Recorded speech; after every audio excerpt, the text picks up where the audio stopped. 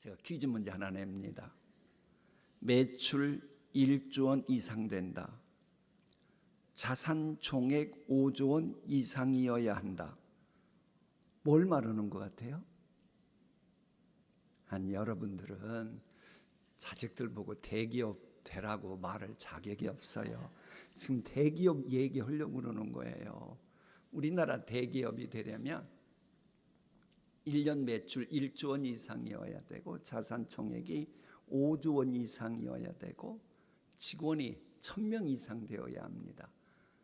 저는 마음속으로 기도 제목 중에 하나가 하나님 우리 교인 중에는 정치, 경제, 교육, 사회, 외교, 관광, 법, 의학, 컴퓨터, 문학, 예능 이런 분야에서 영향력 있는 사람 많이 나오게 해주세요. 이렇게 기도하고 있어요. 여러분도 예컨대 여러분의 자손 가운데 훌륭한 기업가가 나오길 원한다면 이런 구체적인 걸 알아야 이렇게 되게 해달라고 기도할 거 아니겠습니까? 자, 대기업 하면 많은 사람들이 롱런할 것으로 다들 믿고 있어요. 그러나 과거 대단했던 기업들의 공장에 지금 잡초가 우거진 회사들이 적지 않습니다. 100년 전에 사진 필름 산업의 절대 강자로 군림했던 해서 영원할 줄 알았던 이스트만 코닥 같은 경우는 지금 유명무실해졌잖아요. 대기업이 잘 나갈 때는 오랫동안 갈 줄 알아요. 그래서 사람들은 대기업 취직해서 직장 다니면 이제 마음이 놓인다 그래요. 그런가 하면 대기업 내가 주식을 다량으로 보유하고 있어.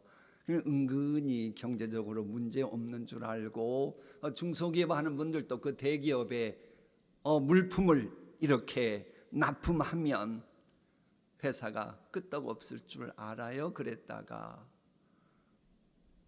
잘못된 가정들이, 잘못된 중소기업들이 얼마나 많은지 모릅니다. 바로 이렇게 대기업처럼 망하지 않을 줄 알았던 나라들이 있었지요. 그 중에 하나가 오늘 읽게 될 애굽 제국입니다. 애굽하면 여러분 생각날 거예요. 세계에서 대단한 문명, 최고의 문명, 그것을 사실 보여줬던 게 애굽이니까 성경을 봐도요, 아브람 때부터 이 유다가 바벨론에 멸망할 때까지 그 오랜 세월 애굽은 진짜 대단했었습니다. 대단했었어요. 그런 애굽을 심판하시겠다고 하는 것이 오늘 읽을 이사야 19장 말씀입니다. 왜냐하면 왜 애굽을 심판하시겠다고 하는 것을 굳이 이사야에게 말씀을 하도록 강권하시냐 하면 아수르의 공격을 받고 있는 유다 백성들이 하나님 의지하지 안 하고 눈에 보이는 대기업처럼 보이는 연줄 애굽 제국과 관계를 잘 맺으려고 하는데 정신이 팔려 있었기 때문입니다. 지금도 적지 않은 신앙인들이 보이지 않는 하나님을 신뢰하기보다 무엇인가 눈에 보이는 재산이나 연줄 같은 것이 있으면 더 든든해하게 생각해요. 여러분은 어때요? 대기업에서 내 자식이 직장 다니고 있다, 내 통장에 돈이 넉넉하다, 혹은 남들이 부러워하는 연줄이 있다, 그러면 마음이 편안해진다 그래요. 세상 살만한 자신감이 더 많이 생긴다고 합니다. 하나님은 그걸 못 봐주신다고 하는 거 여러분 꼭 명심하십시오. 그러니까 우리가 어떻게 해야 되냐 그러면 이래야 돼요. 대기업 직장 다니잖아요, 자식이. 그러면 하나님, 옛날 고닥이 그랬던 것처럼 이거 주님이 고개 저으면 언제 어떻게 될지 모르는가 합니다. 그렇게 말하고 혹 재산이 많아도 언젠가는 재산이 없어질 수도 있는데 연줄이 있지만 이거 언제 어떻게 썩은 동아줄이 될지 모르는데 이걸 인정하는 거예요. 인정하고 하나님 의지합니다. 저 좀 힘 좀 실어주세요. 도와주세요. 그래야 대기업 다니는 것도 안전하고 여러분 통장에 많은 돈 있는 것도 안전하고 대기업 주식 다량 갖고 있는 것도 그게 안전한 거예요. 요 메시지를 지금 이사야 19장은 우리에게 주고 있는 거예요. 그런데 이제 본문을 보면 약간 우리가 이해를 해야 되는 게 애굽에 내리는 심판의 내용이 출애굽 당시에 애굽에 내렸던 심판 재앙과는 전혀 달라요. 여러분 알다시피 출애굽 때의 재앙은 보기만 해도 요거 하나님이 내리시는 재앙이네, 그걸 알 만큼 아주 가공할 만한 그런 재앙이었습니다. 그런데 여러분, 하나님은 심은 대로 거두게 하시는 분이라 지금도 하나님은 반드시 손을 보시는 게 지금 현실적으로 맞습니다. 그런데 하나님은 늘 이적 기사 같은 기적적인 방법으로도 심판하시는 경우도 있지만 늘 그러지 않아요. 로마서 말씀처럼 전혀 하나님의 심판 같지 않은데 시간 지나고 보면 하나님의 무서운 심판인 경우가 있어요. 예컨대 경기 침체되면서 내 가업이 서서히 줄어들고 잘못돼 가고 있다. 모든 건 다 정상인 것 같은데 언제부턴가 막 가뭄이 지속되고 있다. 그래서 농사 지은 게 지금 말라가고 있다. 이렇게 되면 많은 사람들이 자기가 인간적인 노력으로 이걸 극복하려고 그래요. 과거에도 불황인 적도 있었으니까. 그리고는 내가 애를 쓰면 극복될 것 같은 심판으로 아는 거예요. 그런데 시간이 계속 흐르면서 회복불능 상태가 되어가면 그제서야 아이고 이게 하나님의 심판이었네, 그런 경우가 있어요. 지금 애굽에 내리는 심판이 바로 이렇게 전혀 표시가 안 나나 마치 만성 그 질병에 걸린 환자처럼 그렇게 되어가고 있는 겁니다. 그러니까 이사야서에 나오는 애굽을 향한 심판이 바로 정치적으로, 종교적으로, 경제적으로, 정신적으로 점점 쇠퇴해지는 거예요. 그러다 보니 살다 보면 그럴 수도 있지 이렇게 생각을 했는데 지나고 보니 심판처럼 보이지 않았는데 실상은 하나님의 심판의 경우가 있더라라고 하는 겁니다. 자, 이런 스토리가 이사야 19장 전반부에 나오고 후반부에는 잠에서 깨어나는 애굽 이야기가 등장합니다. 그래서 그 사이에 여러분에게 기도 제목 드리고 싶은 것은 뭔가 의인의 길은 돋는 햇볕 같아서 점점 빛나서 원만한 광명에 이르는 겁니다. 그게 하나님의 기본 원칙입니다. 그런데 언제부턴가 그게 자꾸 되지 않고 서서히 자꾸 내리막길 걸으면 여러분은 하나님께 나아가 반드시 이 문제를 짚고 넘어가야 되고 하나님의 답을 구해야 됩니다. 그게 지혜입니다. 자, 어쨌거나 후반부에는 잠에서 깨어내는 애굽 이야기가 등장해요. 애굽이 10가지 재앙으로 나라가 그랬을 때는 정신이 번쩍 들었어요. 그러니까는 정신이 번쩍 드니까는 주위 이웃들 보고 자기들이 갖고 있는 금가락지 그런 것까지 주면서 아이고 그동안 우리 집에서 노예로 고생 많이 했는데 빨리 가져가라고 그랬잖아요. 짐승도 주고 그랬잖아요. 아니 이게 처음 듣는 얘기예요. 출애굽이 나오잖아요. 그죠? 그랬었어요. 그때는 정신적으로 번쩍 들었어요. 그러다가 또다시 영적인 잠에 들었던 겁니다. 그러다가 이 아수리의 침공으로 북이스라엘이 망하게 되고 바벨론에 의해서 남유다가 멸망하고 많은 하나님의 백성들이 애굽으로 피난 옵니다. 그 분위기 속에서 잠에서 서서히 깨어나는 애굽이 되는 겁니다. 여러분, 이 이야기는 역사적으로 사실이에요. 역사적으로 이스라엘이 망하고 난 후로 가장 많은 이스라엘 사람들이 들어갔던 곳이 애굽입니다. 여러분, 제 서재에도 그때 있다 그랬잖아요. 구약 성경을 헬라어로 옮긴 그게 뭐라 그랬죠? 아니 70인역 셉투아진트, 제가 한 말을 거짓말 조금 더 보태면 거짓말 보탤 것도 없고 어쨌거나 수십 번 이상은 했잖아요.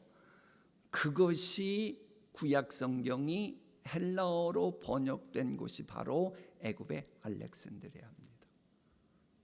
그만큼 분위기가 그랬어요.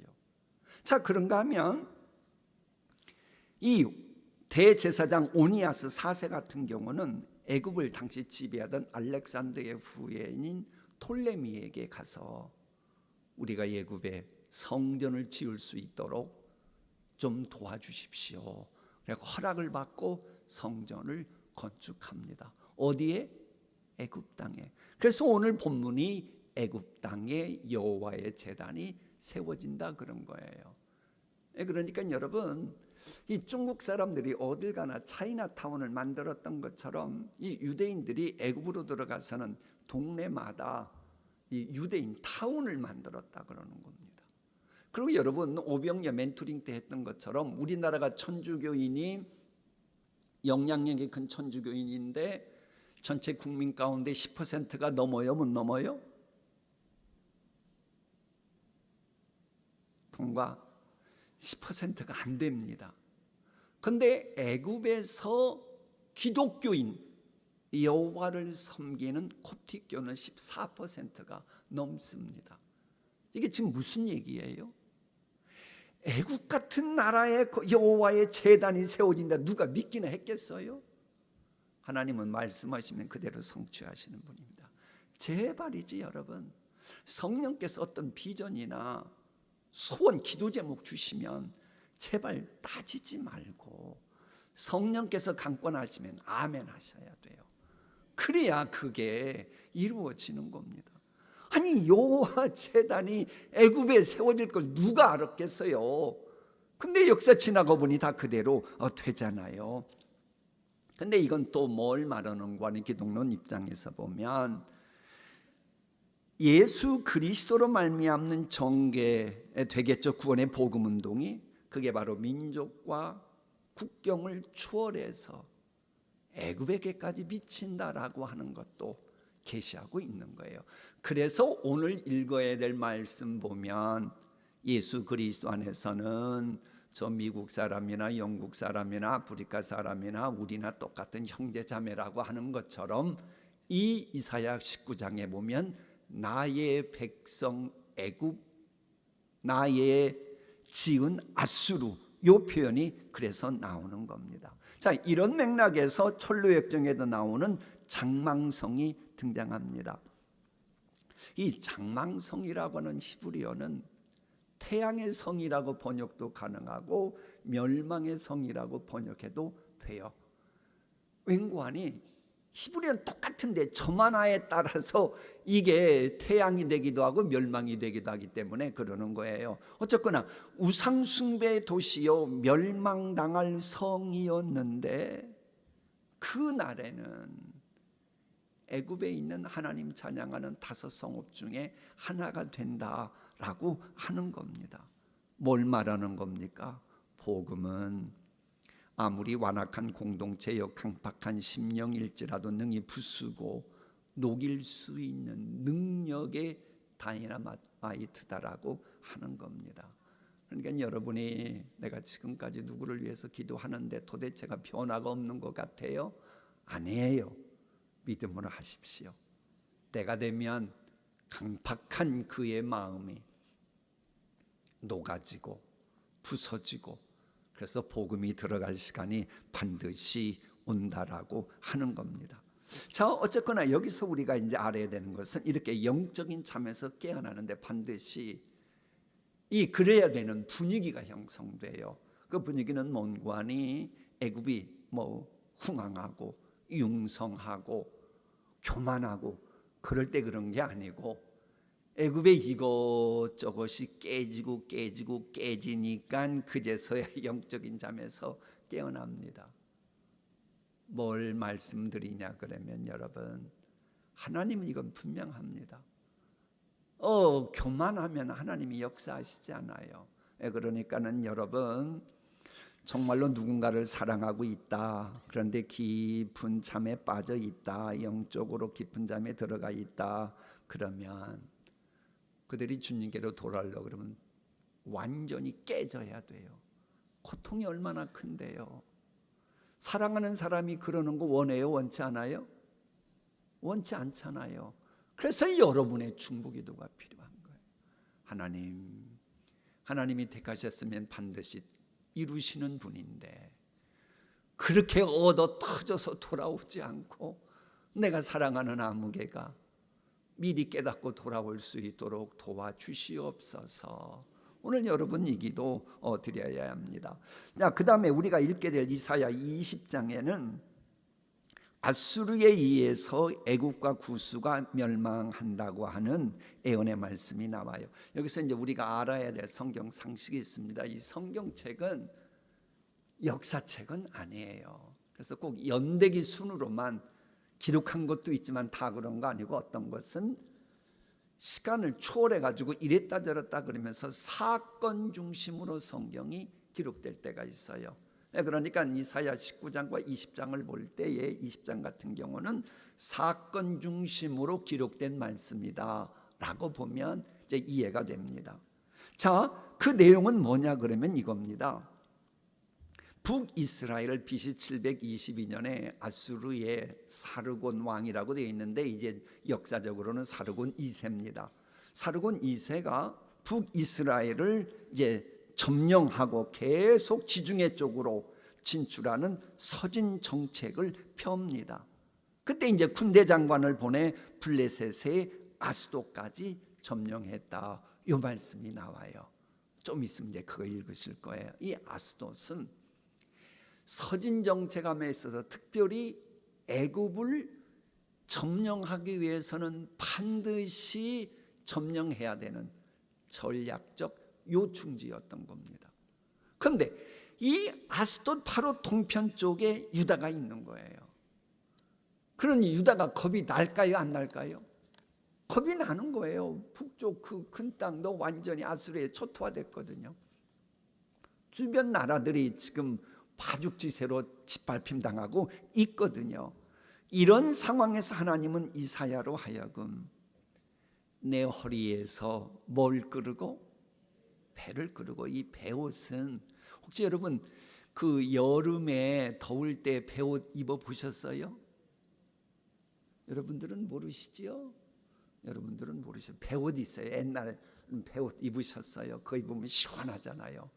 근데 이제 그렇게 껄끄럽고 그러다 보니 슬픈 말씀을 외쳐야 되는, 고통스러운 말씀을 외쳐야 되는 선지자 예언자들의 마치 정복처럼 자주 입었던 그 고통을 상징하는 그런 옷입니다. 어쨌거나 이 배옷을 입고 중심을 잡으려고 그러면 띠를 띄워야 돼요. 그때는 지금처럼 뭐 고무줄이 있었을까요? 없었을까요? 책을 보시면 알아요. 고무줄이 발견된 문명이 그렇게 길지를 않아요. 그러다 보니까는 반드시 그때는 옷도 속옷도 그렇고, 그러다 보니까는 이 배옷을 허리띠로 두르지 않으면 내려와지고, 그러면은 속옷만 입은 가운데 부끄러운 모습이 노출되는 겁니다. 그런데 하나님이 이사야 보고 너 그러라는 거예요. 배를 끄르고 허리에서 네 발에서 신을 벗을지라 하심에 그가 그대로 하여 어떻게 다녔다고요? 벗은 몸과 벗은 발로 다니니라. 그것도 귀한 신분을 가진 자가 벌거벗은 몸으로 돌아다니면 주변 사람들이 볼까요, 안 볼까요? 여러분은 제가 갑자기 속옷만 입고 다닌다 그러면 저를 보고 뭐라고 말을 해요? 어머나 어머나 그러면서 안 보는 척 하면서도 이렇게 보고, 바로 이걸 하나님이 의도하신 겁니다. 존귀한 선지자가 왜 저렇게 속옷만 입고 벌거벗은 몸으로 벌거벗은 신발을 하고 다니는가? 근데 그것도 몇 년이에요? 3년 동안. 3년 동안. 이 3년은 뭐냐면 아수르 군대에 의해서 아스돗이 이렇게 점령되는 기간이고, 그러다 보니까는 애굽이 멸망하기 직전의 기간입니다. 그럼 이게 뭐냐 그러면 전쟁 포로의 비참한 모습을 알려주기 위해서, 니들 전쟁 포로 되면 나처럼 부끄러운 모습 보일 수밖에 없어. 이걸 보여주도록 하기 위해서 그러신 겁니다. 그러니까는 여러분, 전위예술, 아방가드 아트 아시죠? 아니, 전위예술 얘기 잘 아시잖아요. 그 아방가르트 그러는데 보통 아방가드 아트라 그래요. 몸으로 뭔가 메시지를 보여주는 것, 이것의 특징이 있습니다. 관객에게 전하고자 하는 메시지에다가 초점 맞추다 보니 불편하고 충격을 남에게 주고, 그런 것도 별로 신경을 안 쓰고, 혹 본인이 부끄러워도 신경을 쓰지 않고 그런다는 특징이 있어요. 이런 충격적인 방법까지 동원해서 전하려고 했던 메시지가 그게 뭐냐? 너희들 유다, 하나님 의지하지 않고 눈에 보이는 애굽 의지에서 아수르로부터 너희들이 건진받는다 그러는데, 너희들이 의지하려고 하는 애굽이나 애굽 구수가 아수르에 의해서 점령당한다. 그리고 그들도 나처럼 벌거벗은 몸으로 발로 다녀야 되는 비참한 처지가 되면 그들과 합한 너희들도 그렇게 될 거 아니냐. 요 메시지 주기 위해서 그렇게 한 겁니다. 그러니까는 그런 사람들과 함께하면 너희들 제발 안 되니까 눈에 보이지 않는 하나님을 의지해라. 요 메시지 주기 위해서 하나님이 이사야로 하여금 전위예술가 흉내를 내면서, 그러니까 아마 전위예술가의 선구자는 아마 이사야가 아니었을까, 그런 생각 들 만큼, 어쨌거나 요즘 사람들이 하는 그 방법이 수천 년 전에 이사야가 했던 거예요.